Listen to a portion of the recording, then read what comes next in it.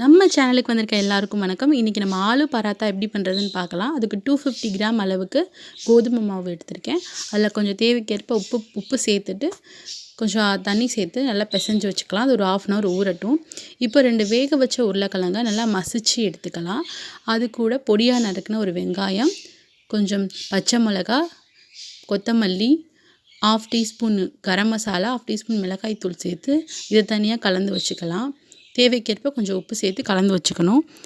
இப்போ நெக்ஸ்ட்டு வந்துட்டு சப்பாத்தி மாதிரி ஒன்றா திரட்டி எடுத்துக்கலாம். இப்போ இதில் சென்டரில் ஸ்டஃபிங் வச்சு நம்ம திரும்ப தேய்க்கணும்.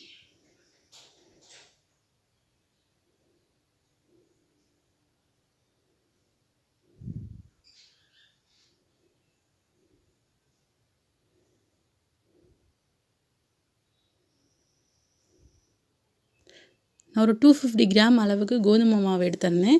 எனக்கு ஒரு 4 ஆலு பராத்தா அளவுக்கு வந்துருந்துச்சு.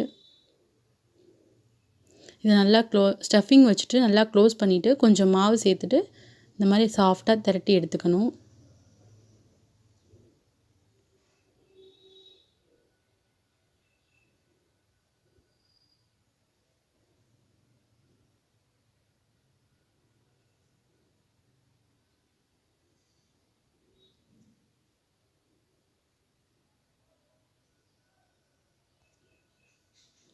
இப்போ திரட்டி எடுத்தாச்சு. இப்போ ஒன்று ஒன்றா தோசை தவாவில் போட்டு எடுத்துக்கலாம்.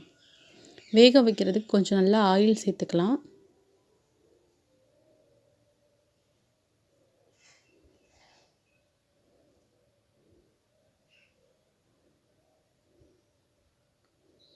இப்போது ஆலு பராத்தா ரெடி ஆயிடுச்சு.